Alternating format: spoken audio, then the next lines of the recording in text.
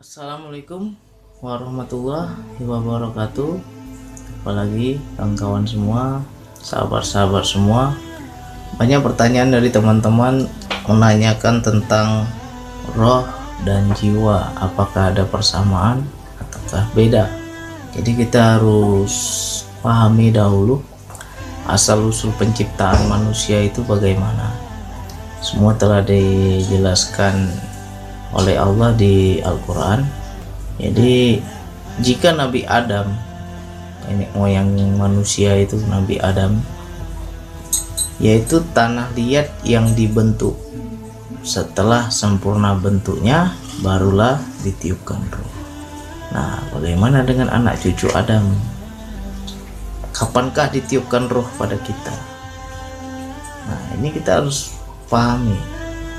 Jadi mari kita buka pada Quran surat Al-A'raf ayat 172 yang berbunyi, dan ingatlah ketika Tuhanmu mengeluarkan dari sulbi, tulang belakang anak cucu Adam, keturunan mereka, dan Allah mengambil kesaksian kepada jiwa mereka seraya berfirman, bukankah aku Tuhanmu? Mereka menjawab, betul, engkau Tuhan kami, kami bersaksi. Kami lakukan yang demikian itu agar di hari kiamat kamu tidak mengatakan sesungguhnya ketika itu kami telah lengah terhadap ini. Nah, jadi harus kita pahami, di saat kita dikeluarkan dari tulang sulbi itu kita belum bisa dikatakan manusia. Di sini disebut anfus. Anfusihim, jiwa mereka disebut di situ jiwa, belum ada ruh. Jadi kapankah jiwa ini diciptakan ya? Saya nggak tahu juga, karena awalnya ya dari sini. Jadi tulang sulbi itu apa? Dari tulang sulbi itu ya adalah bibit sperma, awal mulanya manusia, awal mulanya anak cucu Adam. Di sini belum ada disebutkan tentang roh, masih jiwa. Jadi yang dikatakan yang bersaksi diri kita yang sebenar diri itu adalah jiwa. Lantas apakah peranan roh pada diri kita? Ya, kita lanjutkan pada ayat selanjutnya. Nah, ini kita buka Quran surat As-Sajdah ayat 9. Kemudian dia menyempurnakannya dan meniupkan ruh ciptaannya, ruhnya ke dalam tubuhnya, dan dia menjadikan pendengaran, penglihatan, dan hati bagimu, tetapi sedikit sekali kamu bersyukur. Nah, jadi di sini kita harus pahamkan, jika Nabi Adam tanah liat yang sudah dibentuk dengan sempurna baru ditiupkan ruh, jika kita manusia anak cucu Adam, yaitu di dalam rahim bayi yang sempurna bentuknya barulah ditiupkan roh. Secara medis, wujud bentuk manusia yang sempurna itu adalah yang pernah saya baca 4 bulan. 4 bulan di dalam kandungan sudah sempurna, kakinya, tangannya, itu seumur 4 bulan di dalam kandungan. Barulah itu ditiupkan roh. Nah, di sini Allah jelaskan, setelah ditiupkan roh, dia menjadikan pendengaran, penglihatan, dan hati bagimu. Jadi ada kaitannya ini sama ruh. Nah, ini ayat terakhir. Tetapi mengapa banyak sekali orang bertanya, ruh itu yang mana? Ruh itu bagaimana? Padahal Allah sudah jelas-jelas melarang. Mari buka Al-Isra ayat 85. Quran surah Al-Isra ayat 85. Dan mereka bertanya kepadamu Muhammad tentang roh. Katakanlah, roh itu urusanku, kata Allah. Sedangkan kamu diberi pengetahuan hanya sedikit. Jadi ini kalau kita maknakan, wahai Muhammad, kalau ada yang bertanya kepada kamu, roh itu termasuk urusan Tuhanku. Ini roh ini urusan Allah, sedangkan kamu diberi pengetahuan hanya sedikit. Jadi kalau ada orang yang berani mentafsirkan tentang roh, itu ngarang namanya, ngada-ngada. Dengan sedikit kita berani mentafsirkan roh, itu terlalu nekat. Dan sekelas Rasulullah saja Allah tidak memberitahu seutuhnya roh itu bagaimana. Itu urusan Tuhanku, urusanku, kata Allah. Jadi hati-hati kalau mentafsirkan roh, takutnya nanti jadi salah tafsir. Apalagi kita sudah bergelar guru, kita sudah bergelar banyak pengikutnya, mentafsirkan tanpa ilmu, jemaah kita mengikuti dan mereka percaya, wah itu bahaya. Jadi jangan coba-coba mentafsirkan tentang roh.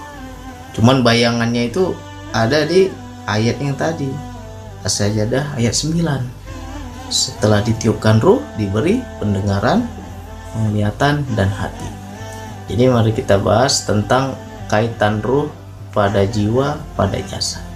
Apakah ketika kita itu manusia, sebelum ditiupkan ruh kita mati? Tidak, kita hidup. Karena sperma itu aja belum ditiup ruh, yang di dalam tulang sulbi itu belum ditiup ruh, dan bayi yang belum sempurna bentuknya belum ditiup ruh, tapi dia tumbuh, dia hidup, dia berkembang. Nah, jadi jangan kita anggap seperti roh itu seperti listrik, dikasih listrik baru hidup lampunya. Jika manusia dimaknakan seperti itu, salah. Saya salah, karena yang dikatakan nafsu itu duluan nafsu, baru ada ruh. Nafsu dulu, disempurnakan bentuknya, baru ruh. Ruh itu belakangan. Nah, jadi apa kaitan ruh dengan jiwa, dengan jasad? Jasad kita sudah tahu, ini jasad, anggota tubuh kita. Nafsu itu yang mana? Jiwa itu yang mana? Jiwa, nyawa, sukma, rohani itu adalah sama. Jangan kita samakan jiwa dengan ruh. Ruh itu berbeda. Ruh itu milik Allah, sesuatu yang ditiupkan dari Allah, bukan diri kita. Kalau diri kita itu jiwa. Nah, jadi kalau kita samakan itu sudah salah arti, sudah salah makna. Ada jasmani, ada rohani. Kalau jiwa dianggap dengan rohani itu sama, tapi jiwa bukan ruh. Rohani dan ruh itu berbeda. Dari ayat tadi kita bisa menyimpulkan bahwa ruh itu berkaitan dengan pendengaran, penglihatan, hati. Ketika Allah tiupkan ruh, di situ baru kita bisa melihat tiupan Allah. Dengan ruh Allah itulah kita bisa melihat, kita bisa mendengar. Makanya pada diri manusia ini ada sifat Allah, mendengar, melihat. Itu salah satu sifat Allah. Nah, jadi harus kita syukuri. Allah sudah memberi sesuatu miliknya, harus kita syukuri. Jangan kita kufur nikmat. Semoga ini bisa dipahami. Roh itu penghubung antara jiwa dan jasad. Disitulah penghubung. Ketika ditiupkan roh, jiwa dan jasad itu bersatu, sehingga sinkron, sehingga bisa bersinergi, sehingga kita bisa melihat. Sebenarnya yang melihat ini mata atau jiwa? Sebenarnya yang melihat jiwa yang diberi ruh, sehingga mata ini bisa melihat. Yang mendengar ini kuping apa jiwa? Diri kita sebenarnya itu adalah jiwa, nafs. Daging ini kalau dibilang pakaian saja, ibarat kita pakai baju ini, itulah jasad. Seperti apa bentuk yang di dalam, ya seperti itu bentuk di luar. Seperti apa yang diinginkan jiwa, seperti itu pula yang dilakukan jasad. Nanti di akhirat yang dihisab bukan jasad ini, jiwa. Itu diri yang sebenar diri. Makanya mulut terkunci, tangan terkunci, semua anggota tubuh nggak bisa apa-apa. Gimana kita mau bohong? Semua anggota tubuh yang pernah kita lakukan di dunia ini jadi saksi nanti. Mereka bersaksi. Jiwa lain kena ajab. Karena diri yang sebenar diri jiwa. Jadi 3, ruh, jiwa, jasad. Ketika kita mati, kemana ini semua? Jasad kembali ke tanah. Jasad kembali ke tanah. Jiwa masuk ke alam kubur atau alam barzah. Dan ruh, karena ini milik Allah, kembali kepada Allah. Lantas yang ketika kita mati itu yang keluar ruh duluan apa jiwa duluan? Ada di ayat yang lain, saya lupa ayatnya. Malaikat mencabut nyawa, mencabut jiwa, di situ kita mati. Jadi yang dicabut itu jiwa, bukan ruh. Ada juga ayat yang lain yang berbunyi, tiap-tiap yang berjiwa akan merasakan mati. Yang berjiwa, bukan yang berruh. Jadi yang mati itu apabila jiwa ini sudah diambil, sudah berpisah dari jasad. Lantas ngapain lagi ruh di jasad ini kalau jiwa nggak ada? Jiwa, ruh pun diambil, ruh pun kembali kepada Allah. Nah, jadi kita sebenarnya yang harus kita pelajari itu dua saja, jiwa jasad, jiwa jasad, jiwa jasad. Ruh nggak usah kita ingin tahu. Kalau udah tahu tentang ruh, manfaatnya apa? Apa manfaatnya? Kalau sudah tahu tentang ruh, sedikit manfaat. Jadi lebih baik nggak usah bertanya tentang ruh. Karena nanti kalau kita tanya sana, tanya sini, ada juga orang yang sok tahu menerjemahkan tentang ruh. Kalau betul, kalau salah, kita yakin, kita percaya, kita pun sudah salah akidah kita. Padahal jelas-jelas dibilang itu urusan Allah. Kenapa kita mencari tahu? Jadi kita pahami lagi tentang jiwa. Ini sangat penting ini. Tentang jiwa ini sangat penting. Siapa yang mengenali diri akan mengenali Tuhannya. Diri itu adalah jiwa. Tidak ada dibilang mengenali ruh. Ini nggak penting menanyakan tentang ruh. Jadi semoga 3 unsur pada diri kita itu kita bisa memahami. Jiwa yang mana, ruh yang mana. Jadi ada zohir, ada batin, ada rohani, ada jasmani. Itu kan saling terkait antara yang kasar dan yang halus, yang lahir, yang tampak. Ya inilah jasad kita. Yang batin yang mana? Itulah jiwa. Yang ruh yang mana? Yang ruh itulah yang penyatu, pengikat, perantara atau jembatan antara jiwa dan jasad ini sinkron. Karena ruh itu dikatakan milik Allah, tiupan Allah, disitulah kita diberi kuasa.